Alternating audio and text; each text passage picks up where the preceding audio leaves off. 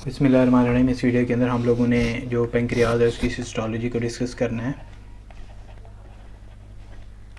Pancreas की histology के अंदर ये है कि पेंक्रियाज हमारे पास सबसे पहले तो इसके फंक्शंस हैं। तो पेंक्रियाज हमारे पास एक एक्सोक्राइन और एंडोक्राइन दोनों टाइप का ऑर्गन है, जो कि एंडोक्राइन सिक्रीशन भी देता है और एक्सोक्राइन सिक्रीशन भी देता है।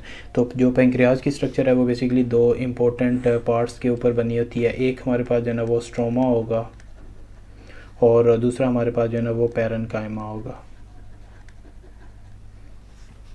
जो हमारे पास स्ट्रोमा है इसके अंदर जो है ना वो तीन इंपॉर्टेंट कंपोनेंट होंगे। एक हमारे पास जो है ना वो कैप्सूल होगा और दूसरा हमारे पास जो है ना वो ट्रेबैकुलाई होगा। और जो थर्ड इंपॉर्टेंट कंपोनेंट हमारे पास आ रहा है वो हमारे पास रेटिकुलर नेटवर्क होगा। रेटिकुलर नेटवर्क जो है वो रेटिकुलर टिश्यूज़ और रेटिकुलर फाइबर्स के मिलके बना होता है रेटिकुलर नेटवर्क। तो जो हमारे पास पैरेन्काइमा है, पैरेन्काइमा के अंदर हमारे पास जो है ना वो दो पार्ट होंगे। एक हमारे पास जो है ना वो एंडोक्राइन पैरेन्काइमा होगा और दूसरा हमारे पास जो है ना वो एक्सोक्राइन पैरेन्काइमा होगा। ये हमारे पास दो टाइप का जो है ना वो पैरेन्काइमा पेंक्रियाज के पैरेन्काइमा के अंदर प्रेजेंट होगा। और उसके बाद हमारे पास हैं जो हमारे पास एंडोक्राइन जो हमारे पास पैरेन्काइमा है उसमें हमारे पास जो टाइप के जो सेल्स आते हैं वो बेसिकली आइसलेट्स ऑफ लैंगरहैंस आएंगे, of Langerhans. Islet of Langerhans जो है ना वो बेसिकली एंडोक्राइन जो है ना उसके फंक्शनल जो सेल्स हैं या आइसलैंड्स हैं वो हैं। उसके बाद हमारे पास आएंगे एक्सोक्राइन सेल्स। जो एक्सोक्राइन पार्ट है उसके अंदर बेसिकली जो है वो पेंक्रियाटिक एक्नीज होंगी। पेंक्रियाटिक एक्नाइज जो है ना वो प्रेजेंट होती हैं। तो जो हमारे पास पेंक्रियाटिक एक्नाइज हैं इसमें हमारे पास दो तरह के जो है ना वो सेल्स हैं, दो तरह के स्ट्रक्चर जो है ना वो मिलके पेंक्रियाटिक एक्नाई बनाएंगी। पहली जो है वो हमारे पास इसके अंदर जो हमारे पास पहला कंपोनेंट है वो हमारे पास पिरामिडल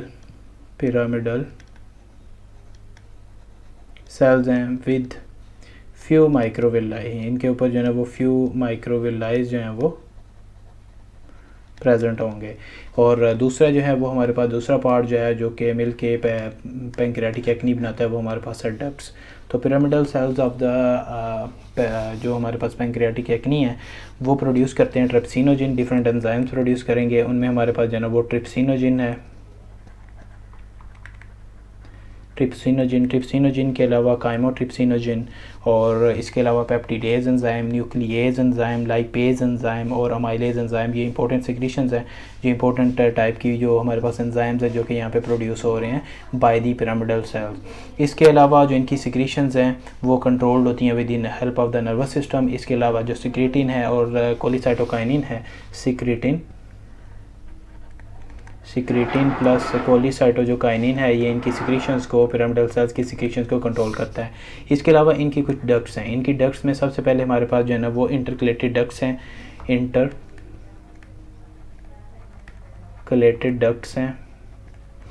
इंटरकलेटेड डक्ट्स के बाद जो है वो इंट्रालोब्यूलर डक्ट है। इंट्रालोब्यूलर डक्ट्स हैं। इंट्रालोब्यूलर डक्ट्स के बाद हमारे पास जो है ना वो इंटरलोबार डक्ट हैं। इंटरलोबार डक्ट्स के बाद जो है ना वो मेन पेंक्रियाटिक डक्ट्स हैं। मेन पेंक्रियाटिक डक्ट्स यहाँ पे प्रेजेंट है।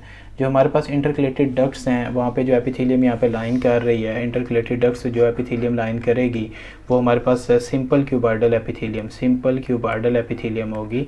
और उसके बाद इंट्रालोब्यूलर जो एपिथेलियम है उनको भी सिंपल क्यूबाइडल एपिथेलियम लाइन करेगी।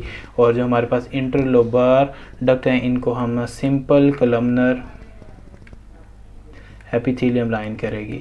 इसके अलावा जो मेन पेंक्रियाटिक डक्ट है, मेन पेंक्रियाटिक डक्ट में सिंपल कॉलमनर सेल्स होंगे। इसके अलावा वहाँ पे गोबलेट सेल्स होंगे, एंटेरो एंडोक्राइन सेल्स होंगे जो कि यहाँ पे प्रेजेंट होंगे।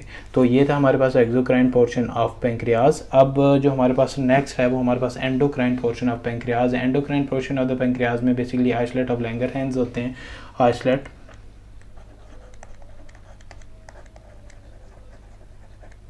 ऑफ लैंगरहैंस जो है ना वो यहाँ पे होंगे। आइसलेट ऑफ लैंगरहैंस बेसिकली एक जो कलेक्शन है डिफरेंट टाइप के सेल्स की, और ये टेल ऑफ द पेंक्रियाज के ऊपर जो है ना वो टेल्स ऑफ द पेंक्रियाज के अंदर जो है ना ये प्रेजेंट होंगी। और इसका भी उसी तरह जो है ना वो दो इम्पोर्टेंट जो हैं वो कंपोनेंट हैं। इसमें भी जो है ना वो स्ट्रोमा होगा और स्ट्रोमा के बाद जो है ना यहाँ पे पैरेन्काइमा होगा। जो हमारे पास स्ट्रोमा है वो भी उसी तरह कनेक्टिव टिश्यू का बना होगा और जो हमारे पास पैरेन्काइमा है उसमें एंडोक्राइन सेल्स होंगे। एंडोक्राइन सेल्स होंगे। एंडोक्राइन सेल्स में हमारे पास कौन कौन से सेल्स होंगे? सबसे पहले हमारे पास जो है ना वो अल्फ़ा सेल्स होंगे। अल्फ़ा सेल्स के बाद यहाँ पे हमारे पास बीटा सेल्स होंगे। बीटा सेल्स के बाद हमारे पास जो है ना वो डेल्टा सेल्स होंगे। डेल्टा सेल्स के बाद हमारे पास जो है ना वो सी सेल्स होंगे। सी सेल्स के अलावा हमारे पास एफ सेल्स और एफ सेल्स के अलावा हमारे पास गैंग्लियोनिक नर्व सेल्स होंगे। हमारे पास गैंग्लियोनिक नर्व सेल्स जो हैं वो प्रेजेंट होते हैं। हमारे पास जो यहाँ पे अल्फ़ा सेल्स हैं, alpha sales basically glucagon secrete करते हैं,